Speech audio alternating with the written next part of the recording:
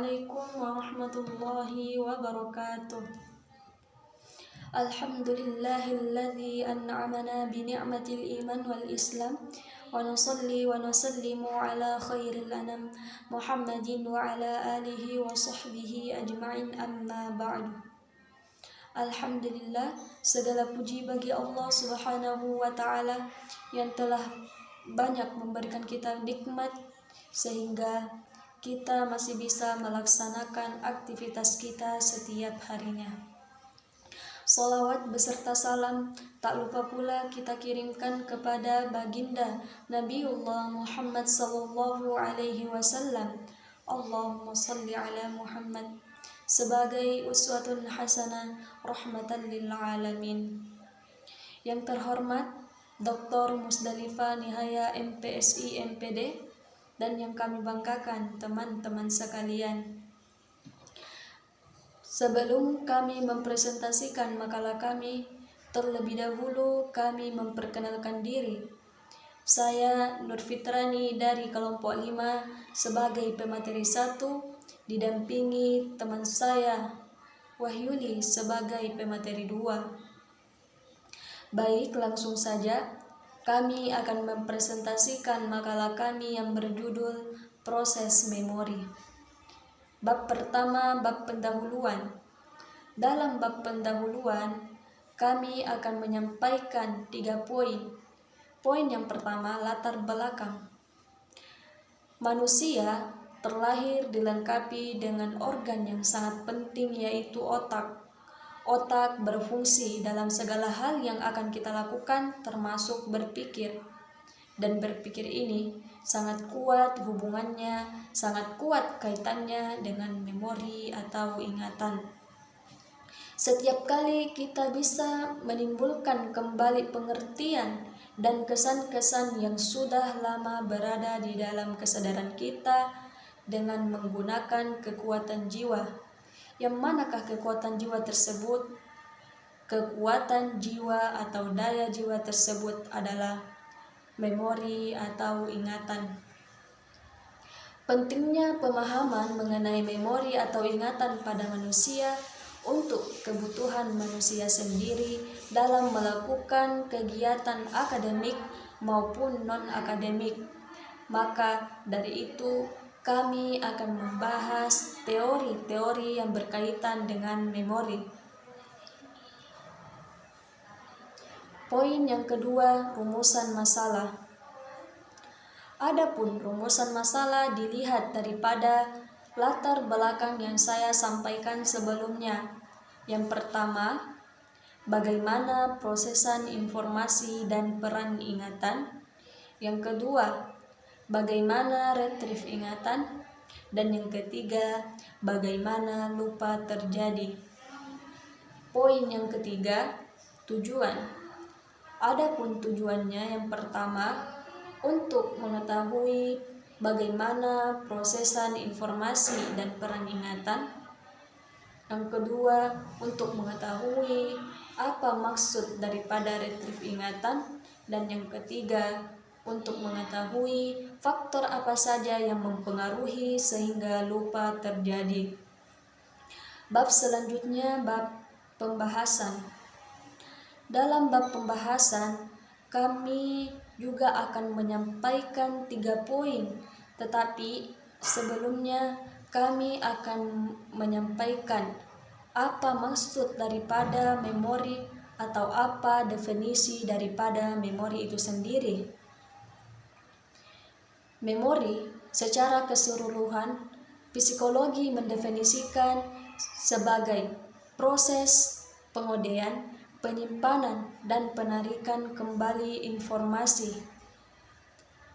Setiap bagian dari definisi pengodean, penyimpanan, dan penarikan kembali informasi mewakili proses yang berbeda.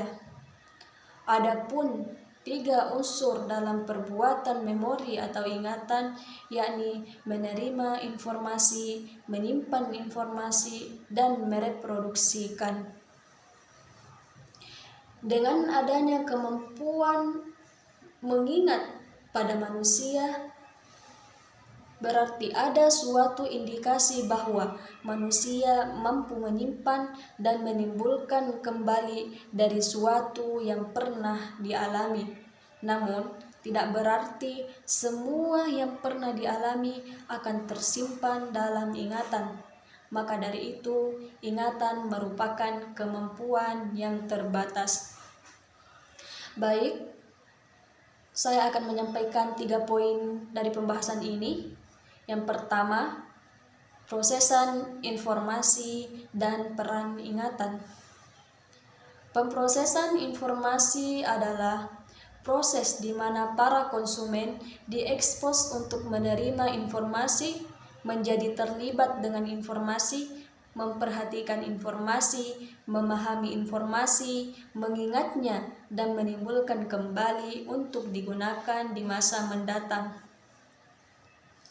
Adapun proses pengolahan informasi dalam ingatan melalui 3 proses. Proses yang pertama, proses penyendian, diikuti dengan proses penyimpanan, dan diakhiri dengan mengungkapkan kembali pesan-pesan atau mengungkapkan kembali informasi-informasi yang telah disimpan di dalam ingatan. B. Retrieve ingatan. Retrieve dalam bahasa Indonesia adalah mengambil kembali atau mengingat kembali. Jadi, retrieve ingatan adalah proses mengambil atau mengingat kembali hal-hal yang sudah pernah terjadi dan diketahui sebelumnya. Ada beberapa cara untuk mengembalikan ingatan, yaitu pertama, rekoleksi, yaitu menimbulkan kembali dalam ingatan suatu peristiwa lengkap dengan segala detail dan hal-hal yang sedang terjadi di sekitar tempat peristiwa itu dahulu terjadi. Misal, seorang pria mengingat peristiwa di mana pertama kali ia pergi dengan seorang gadis. Yang kedua, pembaruan ingatan. Hampir sama dengan rekoleksi, tetapi ingatan hanya timbul kalau ada hal yang merangsang ingatan itu. Misal, dari contoh di atas, ingatan akan timbul setelah pria tersebut secara kebetulan jumpa dengan gadis yang bersangkutan. Ketiga, mempelajari kembali. Hal ini akan terjadi kalau kita mempelajari sesuatu yang dulu pernah kita pelajari. Maka untuk mempelajari hal yang sama kedua kalinya ini, banyak hal-hal yang akan diingat kembali sehingga tempo belajar akan menjadi jauh lebih singkat dari sebelumnya. C. Lupa. Lupa adalah suatu proses di mana seseorang akan kehilangan ingatan jangka pendek. Proses lupa dapat pula dikatakan sebagai hilangnya kemampuan untuk menyebutkan kembali ataupun memunculkan apapun yang sudah dipelajari.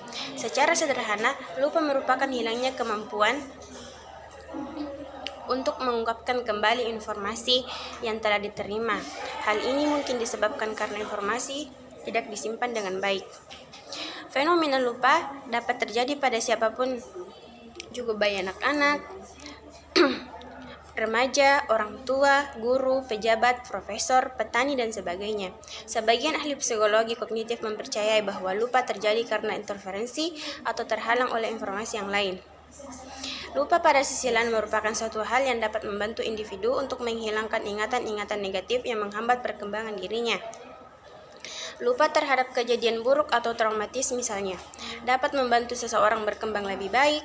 Dengan demikian, lupa tidak hanya dapat diartikan sebagai negatif saja, sebagai bentuk hilangnya ingatan seseorang dalam menemukan kembali memori dalam otaknya, tetapi juga dapat diartikan sebagai sesuatu yang positif, sebagai upaya untuk menghilangkan memori tentang peristiwa yang dapat menghambat perkembangan seorang manusia. Informasi yang masuk ke otak manusia dicerna dalam bentuk sandi oleh memori kita. Proses lupa merupakan bentuk terjadinya kegagalan dalam penyendian atau failure to encode, mengacu pada kegagalan memasukkan materi atau sandi-sandi ke dalam otak. Kegagalan penyendian tersebut disebabkan oleh faktor adanya informasi yang dipelajari tidak sungguh-sungguh masuk ke dalam memori kita dan disebabkan oleh stres. Ada beberapa teori mengenai proses lupa. Yang pertama, teori entropi atau decay. Decay atau kata lain pembusukan adalah memudarnya ingatan akibat jarang digunakannya informasi tersebut.